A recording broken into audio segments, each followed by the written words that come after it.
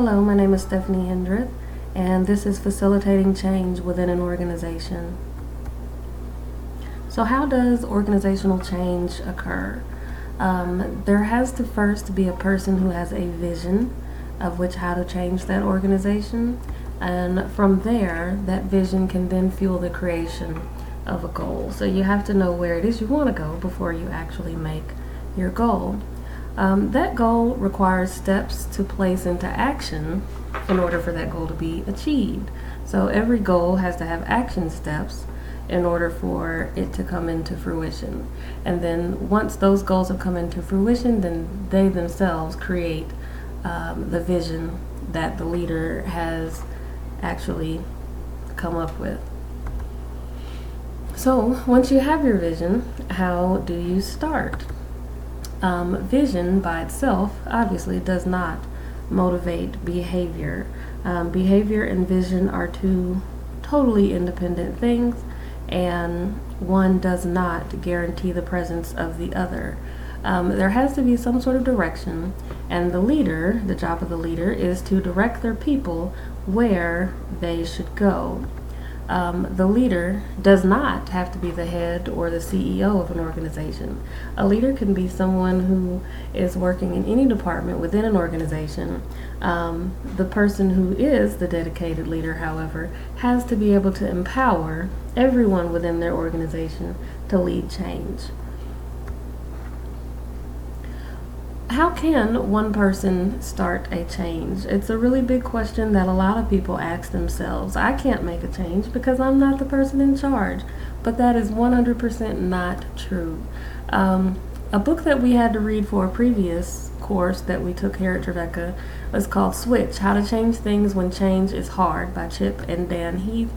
It's a book about everyday people who are both employees and managers that can create major change within their organization.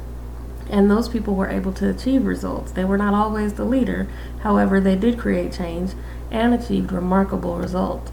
One of the stories that I drew inspiration from was the story of Target. A lady by the name of Robin Waters was in the purchasing department and marketing, and at the time that she worked at Target was considered to be yet another Walmart or Kmart. They didn't have much differentiation as far as their market went. She decided to start incorporating more modern clothes, different types of styles, different types of colors, and just with her vision, and she put that into action just within her department, and slowly but surely people started to make a change until eventually the entire company ended up doing a 180 and adopting that philosophy. So that one person who wasn't in charge ended up changing an entire billion-dollar company to rethink how they marketed themselves. And she did all of that just through the power of finding a feeling that people can relate to. Also, another philosophy that I drew a lot of inspiration from was empowering your team to start a change through our text in this course, Leadership and Organizational Behavior in Education, Theory into Practice by Kaplan and Owings. There was a case study, quite a few case studies on organizational leadership, and in quite a few of those, the principal, who is technically the leader of the school, could not just change the school on his own. The principal had to empower those teachers that worked with him to change the school that was around them.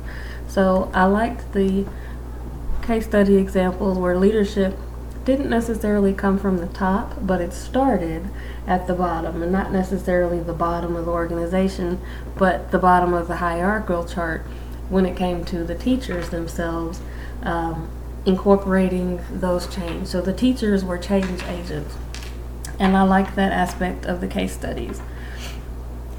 So those two things combined together kind of led to my organizational change philosophy, and it's two-pronged. First prong is know where you want to go and get people on board. One of the hardest things to do is to get others to follow your vision. So in order to create change, you must first have a vision of what that change is going to be. And then once you decide what you want the change to be, you have to get other people on board. You cannot change an entire company or organization on your own. However, if you change your space, and when I say that, I mean take care of the things that are under your control or your sphere of influence, people will eventually notice and they'll start to pay attention. They'll see that you have a vision and they'll be willing to follow your vision. If you just come at people trying to change things right away, they won't always buy into it. So if you change those people directly around you and you get them to buy into your vision, then eventually that movement will take traction. The other part of my change philosophy is that teamwork really does make dreams work. Like I said before, nobody can do it on their own. Every principal needs teacher leaders who are willing to bring about that change. Every company or organization needs people around who are willing to buy into that vision and go where it is you need them to go. Once those people have bought into your vision, then change is definitely possible. A most important thing to do is empower other people around you to create those goals that will fulfill that higher vision. So once they've bought into the vision, they must be empowered to make change that they themselves can see, and they will fulfill that vision for you. Thank you very much.